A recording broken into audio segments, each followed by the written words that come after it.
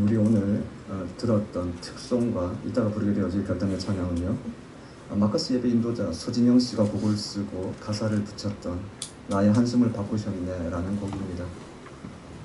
그날의 간증을 들어보고 인터뷰했던 기사를 보니까 서진영 씨가 자신의 삶을 한 문장으로 표현했습니다. 끊임없는 고통의 연속이었다, 이렇게 표현하고 있더라고요. 사제지 예수를 믿는 집안에서 모태신앙으로 태어났지만 2005년에 24살의 나이로 만성 골수성 백혈병이라는 진단을 받게 되어집니다. 이 병을 위해서 장기간 표적 항암제를 먹으며 치료를 받았고 주기적으로 계속해서 병원을 다녀야 했습니다. 2010년에는 결혼을 하게 되어지고 아이를 낳고 싶은 마음에 표적 항암제를 끊었습니다. 약을 먹지 않으면 재발할 확률이 60% 이상이었지만 아이를 낳고 싶은 마음이 간절해서 약을 끊게 되어집니다. 그리고 2016년에 목숨을 걸고 낳은 딸이 한쪽 귀의 청력이 정상이 아니라는 그러한 소식을 듣게 되어집니다. 때문에 한 달 후에 재금을 받아야 하고, 그 시간을 기다리는 서진영 씨의 시간이 이렇게 표현하더라고요. 그 한 달은 나의 투병 생활과는 비교도 되지 않을 정도로 힘든 시간이었다. 다시 정상 진단을 받을 때까지 하염없이 울며 기도하는 시간이었다, 이렇게 고백하고 있었습니다. 함께 불렀던 고달픈 삶의 은혜도 무너지고 곧 사라질 것에 내 마음 두네, 사망 가운데 놓인 나의 삶, 날 건지신 그 이름 예수. 이 가사는 이런 그녀의 고백이 만들어냈던 가사라고 할 수 있습니다. 이어서 그녀가 이렇게 고백하더라고요.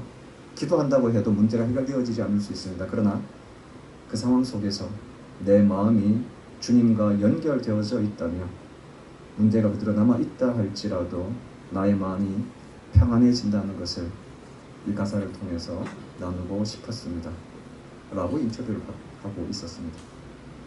이어서 마지막으로 했던 문장이 조금 인상적이었습니다. 나의 한숨이 노래가 된다고 생각했습니다. 이 땅에서 한숨을 쉴 만한 어려운 일들이 참 많은데 한숨을 쉰다는 것은 삶을 포기하지 않는 믿음으로 느껴졌습니다. 그녀의 고백이었습니다. 숨고르기 한번 하고 눈물 한번 흘린 뒤에 다시 주님이 주신 용기를 얻어서 인생을 살아간다는 의미입니다. 이것이 한숨입니다. 그녀는 이렇게 한번 한숨을 쉬고 나면 그 한숨이 주님을 향한 노래가 될 수 있다고 고백하고 있었습니다. 오늘 본문 시편 30편입니다. 시편은요, 이스라엘 백성들이 신앙의 선조들의 신앙을 고백하던 노래 150개를 모아서 5권의 책으로 편집했던 찬양곡집입니다.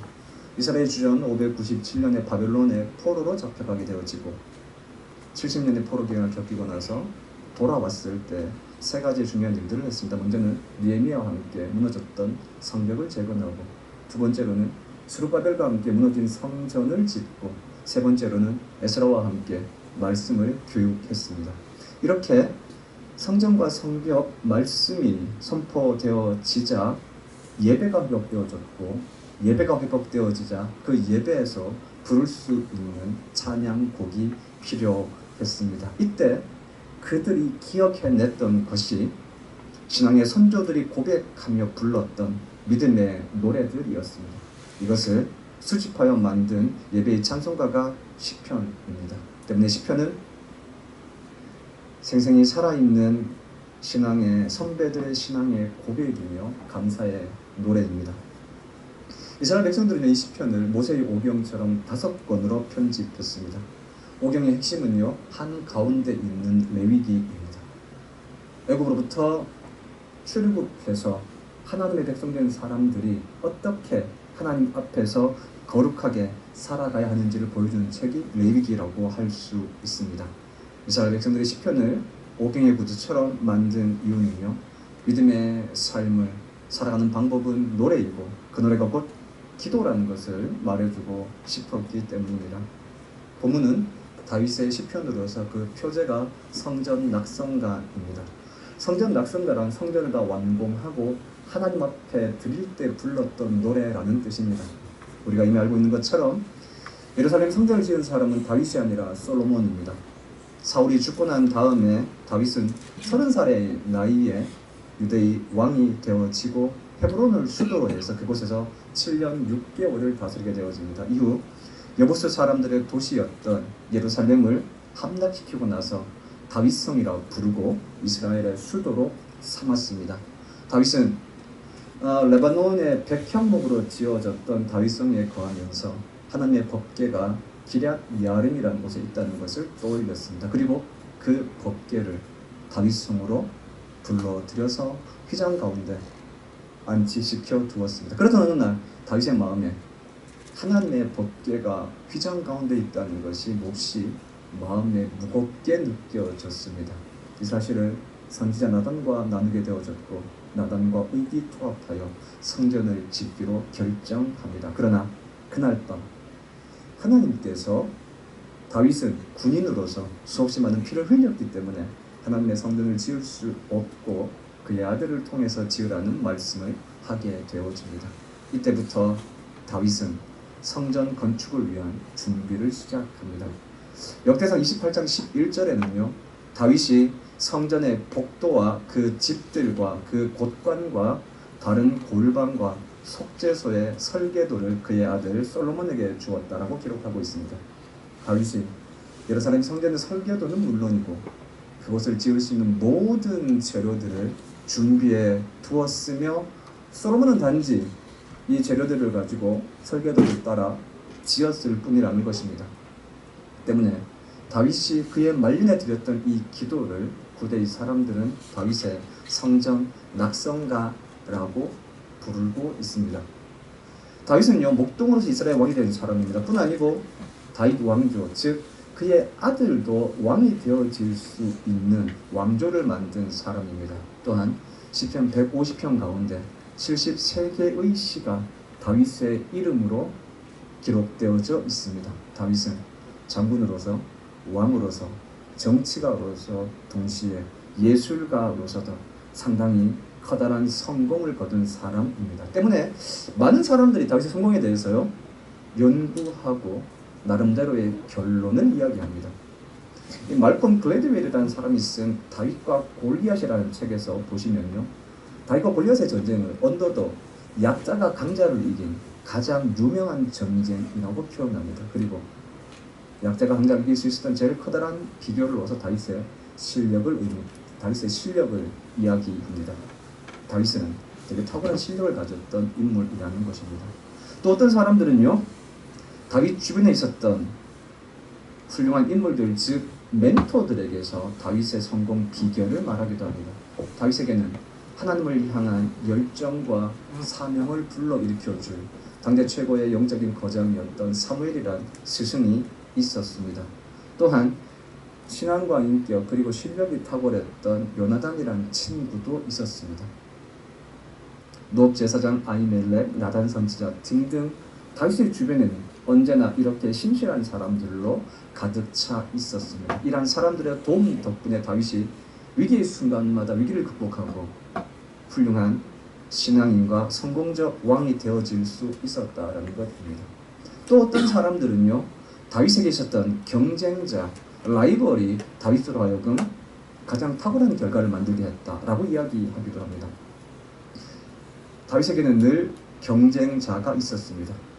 첫 번째 이 경쟁자는 우리가 알고 있는 것처럼 당대 최고의 장군이었던 골리앗입니다. 뒤이어서 사울, 압살롬 그리고 세바까지 다윗의 일생은 끊임없이 그의 자리를 탐내는 수없이 많은 사람들과의 전쟁으로 가득 차 있습니다. 이런 경쟁자들이 다윗으로 하여금 그의 통치 기간 내에 한눈 팔지 않고 국정에 매진할 수 있게 하였고 결국 성공적인 왕이 될 수 있게 했다는 겁니다.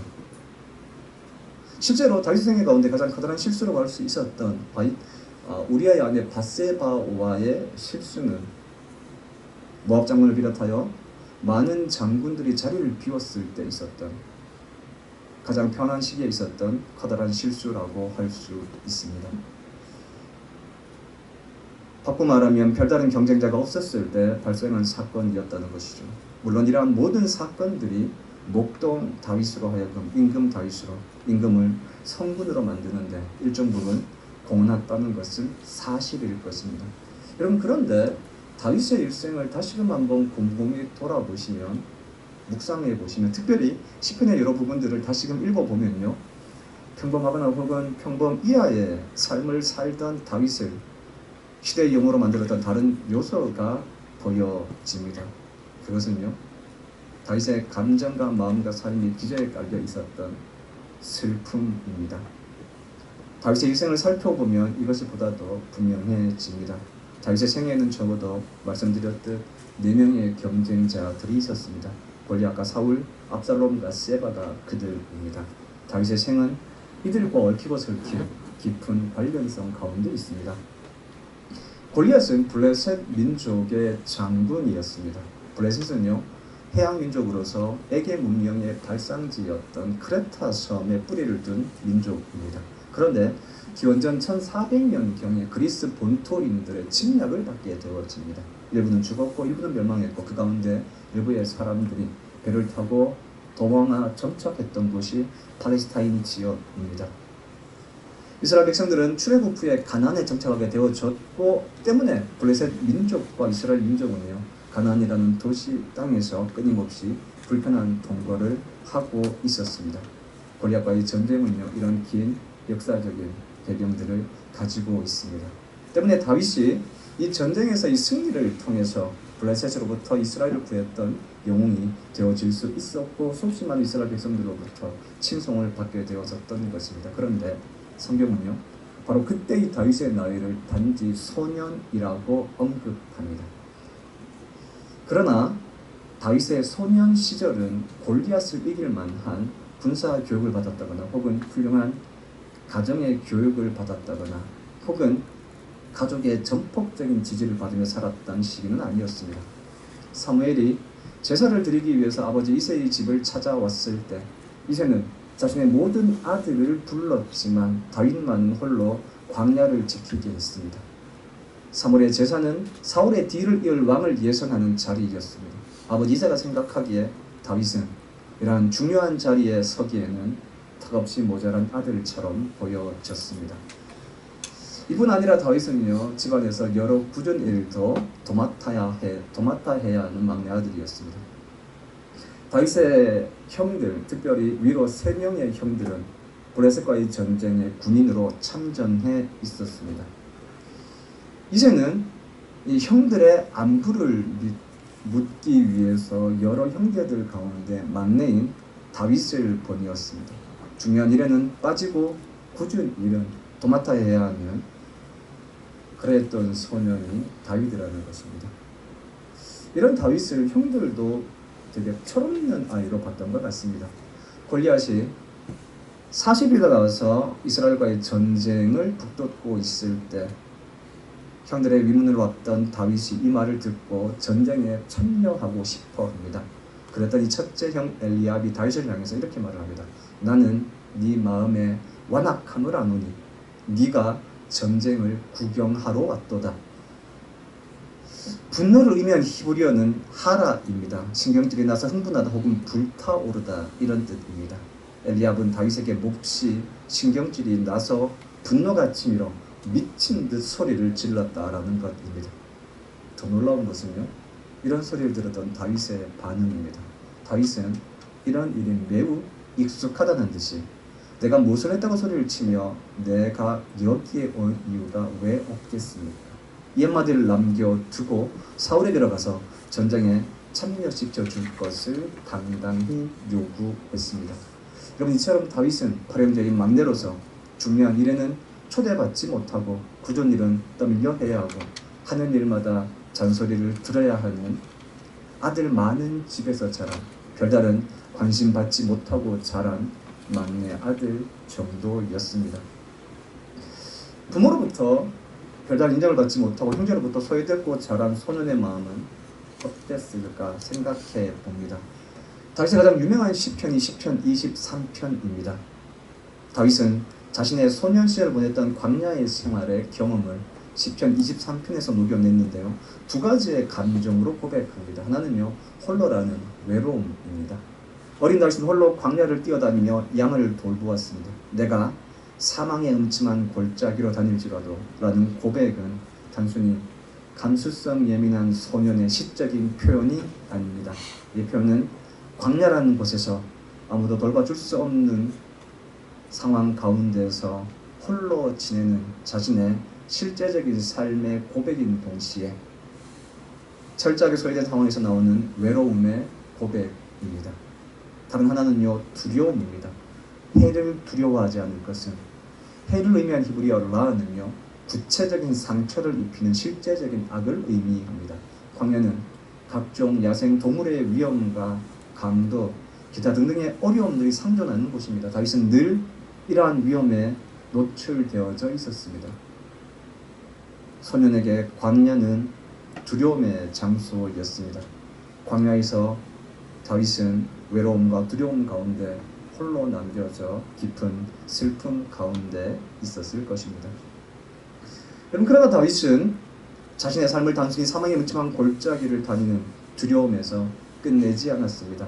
홀로 있음에도 불구하고 두려워하지 않을 수 있는 이유는 바로 주님이 함께 계시기 때문이라 고백합니다. 다윗은 슬픔이란 감정에 멈추어 있지 않고 한 걸음 더 나아갔습니다. 사울이나 압살롬 그리고 세바는요, 골리앗과 다른 경우입니다. 골리앗은 외부의 적이었다고 한다면 사울이나 압살롬, 세바는 내부의 적, 민족 내부의 적이었습니다. 그럼에도 불구하고 그 결과는 다르지 않았습니다. 다윗으로 하여금 더 깊은 슬픔으로 내몰았다는 것이죠. 사울과 다윗의 관계는 매우 복잡한 관계입니다. 사울은 이스라엘의 초대 왕이요, 다윗은 신하입니다. 동시에 다윗의 가장 친한 친구인 요나단의 아버지이고 자신의 아내인 미갈의 아버지로서 장인이기도 합니다. 그러나 사울은 이러한 모든 관계를 무시하고 자신의 왕권을 유지하고 자신의 아들 요나단에게 그 왕권을 물려주기 위해서 가장 유능한 장군이었던 다윗을 죽이려고 했습니다. 여러분, 생각해 봅시다. 단지 주어진 일에 최선을 다하고 성공적으로 완수했다는 이유만으로 역적으로 몰려서 도망자 신세가 되었을 때 느끼는 감정 말입니다. 다윗은 몇 가지의 시편에서 그날의 감정을 노래하고 있습니다. 시편 18편은요, 사울의 손에서 구원받은 이후에 드렸던 다윗의 감사 시편입니다. 다윗은 사울의 위협을 이렇게 고백합니다. 사망의 줄이 나를 얽고 불의의 창수가 나를 두렵게 하였으며 수월의 줄이 나를 두르고 사망의 올무가 내게 이르렀도다. 사울 앞에서 느낀 다윗의 감정을 한 단어로 바꾸면 두려움이라는 겁니다. 사울이 다윗을 죽이고자 다윗의 집으로 군사들을 보내었을 때 이 상황에 대해서 다윗은 시편 59편에서 이렇게 말을 합니다. 그들이 나의 생명을 해하려고 엎드려 기다리고 강한 자들이 모여서 나를 치려하오니 여호와여, 이는 나의 잘못으로 말미암음이 아니요 나의 죄로 말미암음도 아니로소이다. 자신은 사울에게 아무런 잘못을 한 것이 없지만 사울이 자기를 죽이려고 하고 있다는 것입니다. 다윗의 억울함 그 이면에는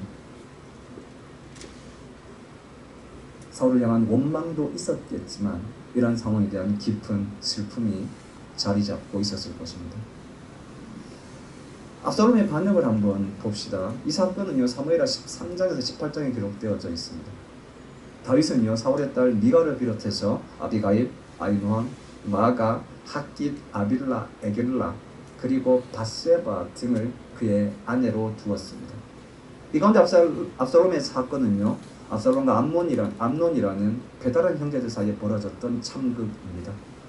고대 사회에서 왕의 결혼은 외교적인 통치의 수단이었습니다. 그러나 많은 결혼과 왕자들은 때때로 갈등의 원인이 되기도 했습니다. 왕의 자리는 하나이기 때문에 그렇지 않겠습니까? 다윗이 마가와 결혼하여서 낳은 아들이 압살롬이고 그에게는 다말이라는 여동생이 있었습니다. 그런데 압살롬의 배다른 형제였던 암논이 다말과 강제로 동침하는 사건이 발생하게 되어집니다. 이 일에 분노했던 압살롬은 암논을 죽이고 이집트로 도망가게 되어집니다. 그리고 요압이라는 장군에 의해서 예루살렘으로 돌아왔고 그 이후 압살롬은 4년의 시간 동안 철저하게 반란을 준비했습니다. 반란의 장소는 헤브론이었습니다. 헤브론은 유대 민족의 조상이었던 아브라함이 하나님을 향하여 제단을 쌓았던 장소인 동시에 그의 아버지가 나라를 세우고 7년의 시간 동안 수도로 삼았던 도시이기도 합니다. 헤브론은 이스라엘 민족들에게 종교적으로, 정치적으로 매우 중요한 도시였고 바로 그 도시에서 압살롬은 스스로 왕이 되었음을 선포했습니다. 이후 압살롬은 그 여세를 몰아서 예루살렘으로 곧장 진격했고 다윗은 피난길에 오를 수밖에 없었습니다. 이때 사울의 친척이었던 시므이가 다윗을 향하여 이렇게 말을 합니다. 사울 족속의 모든 피를 여호와께서 네게 돌리셨도다. 이때 다윗이 이렇게 말을 합니다. 내 몸에서 난 내 아들마저 내 생명을 해하려고 한다면 하물며 이 베냐민 사람이랴. 여러분, 왕이 되고자 하는 아들에게 쫓겨 피난을 떠나야 하는 아버지의 마음은 어떠했겠습니까? 자식은 부모의 뒷모습을 보며 자란다는 말이 있습니다. 사울의 박해 속에서 긴 도망 생활 속에서도 나름대로 믿음을 지키며 열심히 살았다고 자부했을 다윗에게 배다른 자식들 간에 일어났던 강간과 살인 사건은, 더군다나 반란 사건은 다윗의 모든 삶을 망가뜨려 버렸을 것입니다. 다윗은 다시 한번 말로 표현할 수 없는 깊은 슬픔에 잠기게 되어집니다. 압살롬의 반역에 이어서 발생한 사건이 세바라는 사람이 일으킨 반역입니다. 세바는 베냐민 지파 출신입니다. 사울과 같은 지파 출신이라고 할 수 있습니다. 세바는 유다 지파를 제외한 나머지 모든 지파들을 규합해서 다윗과 나눌 수 있는 분깃이 없고 물려받을 유산도 없다 라는 것을 슬로건으로 외치면서 반 다윗 전선을 형성했습니다. 세바는 순식간에 새를 불렸고 다윗을 향한 반란의 깃발을 들었습니다. 물론 세바의 반역은 이름은 한 여성의 지혜로운 행동으로 말미암아 비참하고 짧게 끝나버리고 말았지만 이 사건보다 깊은 의미를 가지고 있습니다. 세바는 베냐민 지파 출신이었습니다. 베냐민 지파는 사울의 영향력 아래 있었던 지파입니다. 다윗의 통치기간 내내 다윗과 사울 지방과의 갈등이 계속되어지고 있었다는 것입니다. 다윗이 헤브론에서 예루살렘으로 수도를 옮겼던 이유도 두 가지입니다. 하나는요, 군사적인 목적입니다. 예루살렘은 해발 850m에 있는 깎아지른 절벽 위에 세워져 있는 천의 요새입니다. 방어에 매우 유리하다고 할 수 있습니다. 또 하나 이유는요, 정치적인 이유였습니다. 원래 예루살렘은 베냐민 지파 땅에게 할당되어졌던 지역이었습니다. 그런데 이 여부수 족속들이 예루살렘을 기초로 해서 워낙 강력하게 저항했기 때문에 베냐민 지파가 이 지역을 정복하지 못했습니다. 이후 다윗이 왕이 되어지고 난 다음에 이 지역을 정복하고 헤브론에서 예루살렘으로 수도를 옮겼습니다. 그 정치적 이유는 베냐민 지파들의 마음을 달래고 북이스라엘 지파들의 마음을 모으기 위함이었습니다. 남유다 출신의 다윗이 북이스라엘의 지역을 수도로 삼음으로 말미암아 국민 통합을 이루고자 했다라고 할 수 있습니다. 그런데 세바의 반역은 다윗의 이러한 마음과 국정 운영이 계속해서 실패하고 있다라는 것을 보여주는 상징적 사건이라고 할 수 있습니다. 때문에 세바의 반역은 다윗으로 하여금 다시금 깊은 슬픔에 잠기게 했을 것입니다. 여러분, 이처럼 다윗은 가정에서 인정받지 못한 어린 시절을 보냈고 사회의 일원이 되어서는요, 동력자들의 시기와 미움에 몸서리쳐야 했습니다. 왕이 되고 나서는 지역 갈등의 문제로 계속해서 골머리를 앓아야 했고, 왕이 된 이후에는 자식들 간의 권력 투쟁으로 깊은 좌절을 맛보아야 했습니다. 다윗의 일생은 이처럼 슬픔으로 가득했습니다. 시편 30편은요, 다윗의 시 성전 낙성가입니다. 그의 노년에 불렀던 노래라는 것입니다. 다윗이 자신의 삶을 돌아보니 인생의 모든 구비마다 깊은 슬픔이 되어 있다는 것을 발견하게 되어집니다. 그 슬픔은 여느 사람 같았으면 삶을 포기해버리고 싶을 만큼 깊고 음침한 골짜기들이었습니다. 다윗은 그 깊은 슬픔의 골짜기를 스월이라고 표현하고 있습니다.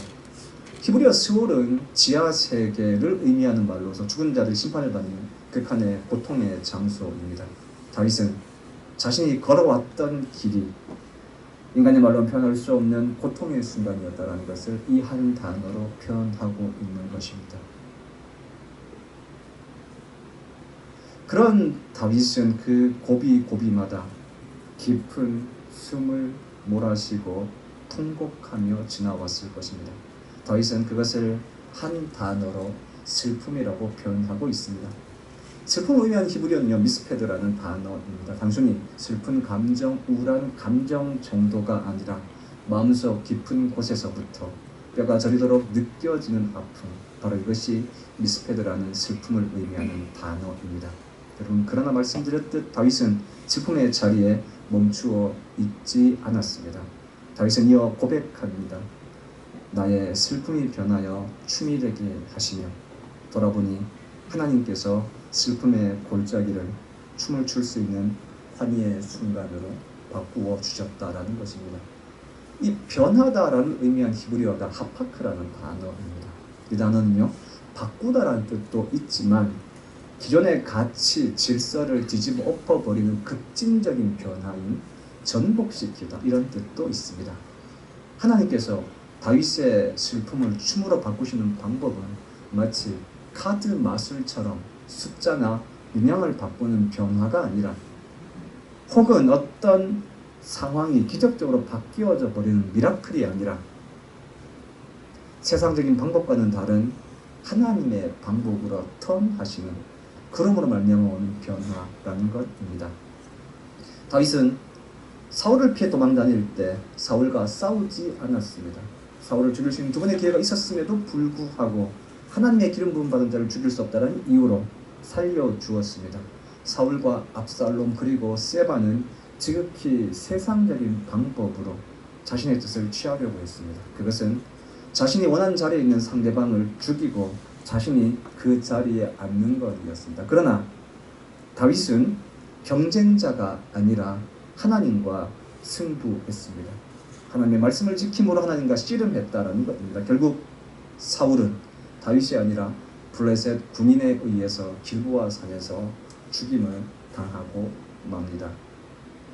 사울이 죽자 유대의 모든 사람들이 와서 다윗을 기름 부어 유대의 왕으로 삼았습니다. 이때 북이스라엘 지파들은요, 사울의 아들 이스보셋을 왕으로 세웠습니다. 그리고 아브넬을 군사령관으로 삼았었습니다. 그런데 묘하게도요, 아브넬이라는 군사령관이 사울의 후궁이었던 리스바와 사랑에 빠지는 스캔들이 생기게 되어집니다. 이 사건은 매우 심각한 사건이었습니다. 자신의 군대 장관이 아버지의 후궁과 사랑에 빠졌다라고 하는 것은 왕의 아버지가 되어질 수 있는 복잡한 관계가 있기 때문에 그랬습니다. 때문에 여러분, 이스보셋은 아브넬을 향하여 매우 흥분하여 소리쳤습니다. 여기에 자존심이 상했던 아브넬은 이스보셋을 배신하게 되어지고 레갑과 바나라는 장군들이 이스보셋을 죽이게 되어집니다. 이렇게 이스보셋이 허무하게 죽어버리게 되어지자 모든 북이스라엘 사람들이 다윗에게로 와서 다윗을 왕으로 삼게 되어집니다. 여러분, 다윗은 사울과도 이스보셋과도 싸우지 않았습니다. 그럼에도 불구하고 유다와 이스라엘의 모든 사람들이 다윗에게 나와 그를 왕으로 추대하게 되어집니다. 여러분, 이것이 하나님이 우리가 이해할 수 없는 방법으로 만들어가는 변화, 하파크입니다. 다윗이 그의 경쟁자들이나 라이벌과 승부한 것이 아니라 하나님과 승부했을 때 주어지는 예상하지 못했던 변화, 급진적 변화, 하파크 말입니다. 하나님께서 다윗의 슬픔을 변하여 춤으로 바꾸어 주셨습니다. 여러분, 다윗의 춤은 단순히 기쁨을 표현하는 상징적인 언어가 아닙니다. 기럇 예람에 있던 벗결을 예루살렘 궁으로 옮겨왔을 때 다윗은 실제 기쁨을 주체하지 못하고 춤을 추었습니다. 자신을 향한 사울의 처사가 불합리하다는 것을 알았지만 다윗은 사울과 씨름하지 않고 하나님의 말씀을 지킴으로 결국 싸움에 승리하게 되어졌고, 그 결과 다윗의 슬픔이 춤으로 바뀔 수 있었다는 것입니다. 그 춤은 자신의 노력이 빚어낸 결과에서 나오는 감격의 춤이 아니라 기대치 않았던 방법으로 선물처럼 주어진 결과에 대해서 감격하여 추는 환희의 춤이었습니다. 여러분, 인생을 살면서 누구나 싸워야 하는 대상이 있습니다. 누군가에게는 라이벌이, 누군가에는 자식의 문제가, 누군가에게는 학업이, 누군가에게는 직장이, 누군가에게는 경제적 혹은 질병적 문제가 그 대상이 될 수 있습니다. 사람들은 그 대상에 집중하여 그 대상과 싸우고 그 대상을 이겨내기를 바랍니다. 사울이나 압살롬, 세바처럼 라이벌에 집중하여 그것을 극복하고자 하는 방법이 세상 사람들의 방법이라면, 그리스도인의 방법은 달라야 합니다. 우리의 싸움은 대상이 아니라 그 대상 넘어 계시는 하나님께 있습니다. 하나님의 변화의 손길은 우리의 방법이나 기대와 다를 수 있습니다. 여러분, 그러니 상황이 아니라, 대상이 아니라 하나님께 집중하고 하나님과 싸우며 이 슬픔의 골짜기를 걸어가 봅시다. 곧 이 슬픔 변하여 환희의 춤을 출 수 있는 순간이 다가올 것입니다. 우리의 인생 굽이굽이 돌아보며 그 슬픔의 골짜기마다 우리의 슬픔 변하여 춤이 되게 하신 하나님, 그 하나님을 고백할 수 있을 것입니다. 우리가 저 나의 한숨을, 이 찬양을 부르시면서 우리의 걸어왔던 굽이굽이마다 한숨 쉴 수밖에 없는 상황이 있었지만 그 한숨 내쉬고 하늘 한번 올려보고 우리의 한숨을 바꾸실 하나님, 그 하나님을 기대하며 그 기대를 녹여서 이 찬양을 함께 불러보시겠습니다. 우리의 한숨을, 우리의 슬픔을 춤이 되게 하실 하나님에 대한 기대를 이 노래 담아서 부르시고 결단의 기도를 드리시겠습니다.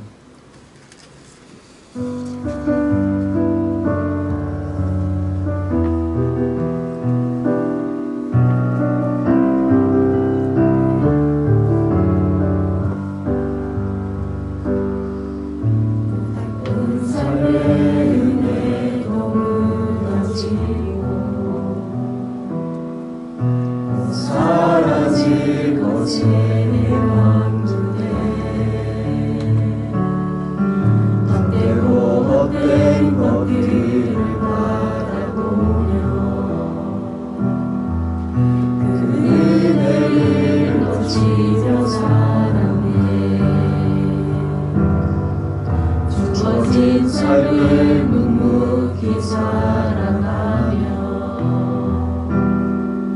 나를 이끄신 주 예수를 보내 상황 가운데 놓여진 나의 삶을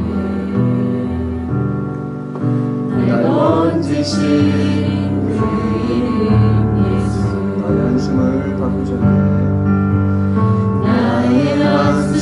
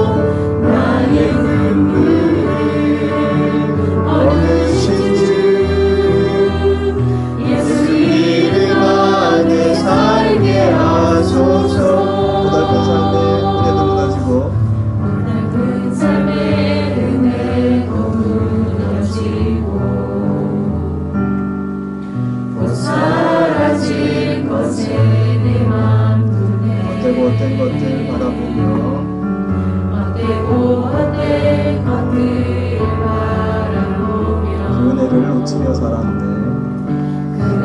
은혜를 놓치며 살았네. 주어진 삶을 묵묵히 살아가며 날 붙드신 주 예수를 보내. 날 붙드신 주 예수를 보내.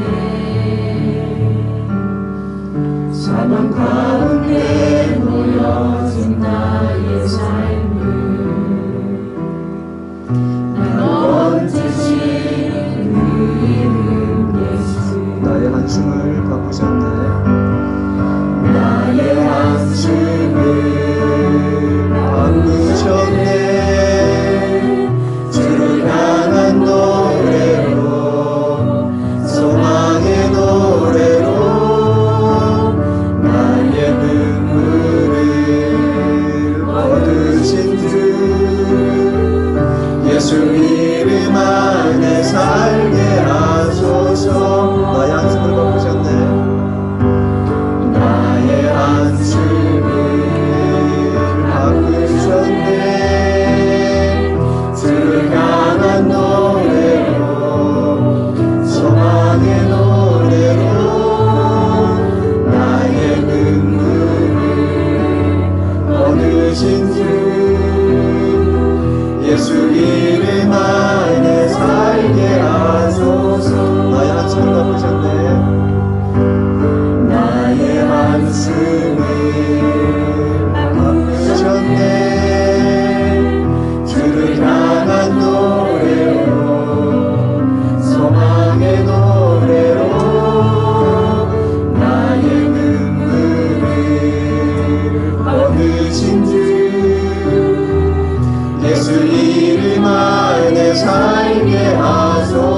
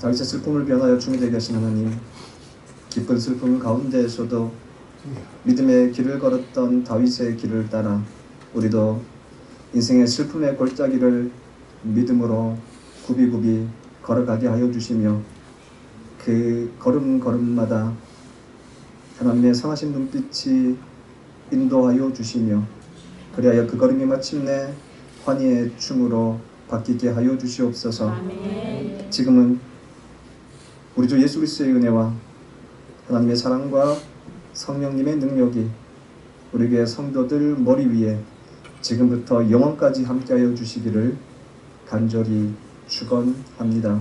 아멘. 아멘.